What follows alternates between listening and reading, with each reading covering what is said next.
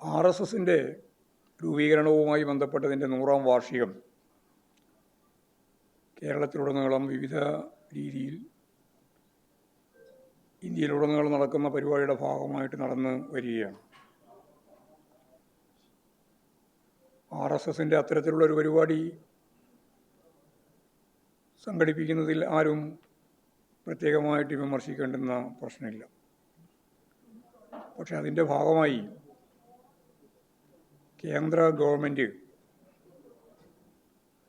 പുതിയ തപാൽ സ്റ്റാമ്പ് പുറത്തിറക്കിയിരിക്കുകയാണ്. അതോടൊപ്പം തന്നെ 100 രൂപയുടെ നാണയവും പുറത്തിറക്കിയിരിക്കുകയാണ്. മതനിരപേക്ഷ കാഴ്ചപ്പാട് വെച്ച് പ്രവർത്തിക്കുന്ന ഒരു രാജ്യമാണ് ഇന്ത്യ. അപ്പോൾ ഖജനാവ് ഉപയോഗപ്പെടുത്തി തീവ്ര ഹിന്ദുത്വ അജണ്ട കൈകാര്യം ചെയ്യുന്ന സംഘപരിവാർ വിഭാഗത്തിൻ്റെ താൽപ്പര്യങ്ങൾക്ക് വേണ്ടി,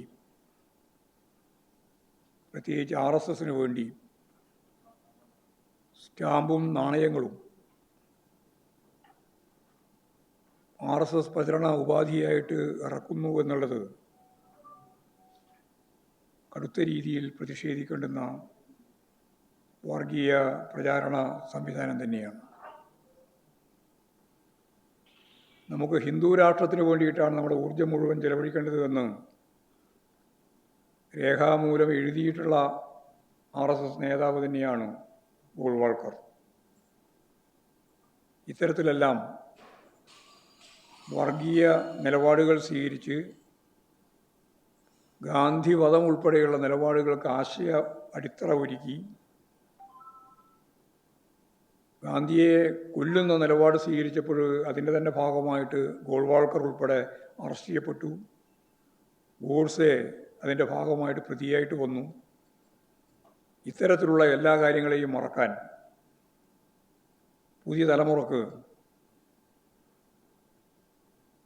മഹാത്മാഗാന്ധിയുടെ സംഭാവനകളെ പ്രത്യേകിച്ച് എടുത്തു പറഞ്ഞ് പ്രകീർത്തിക്കാൻ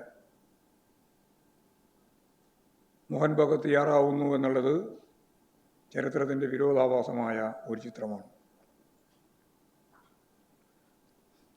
ഇന്ത്യയെ വർഗീയ കലാപങ്ങളുടെ ഹീനമായ ഒരു നിലമാക്കി മാറ്റാനാണ് ഇക്കാലമത്രയും RSS സംഘടനാ പ്രവർത്തനം വ്യാപകമായിട്ട് സംഘടിപ്പിച്ചിട്ടുള്ളത്.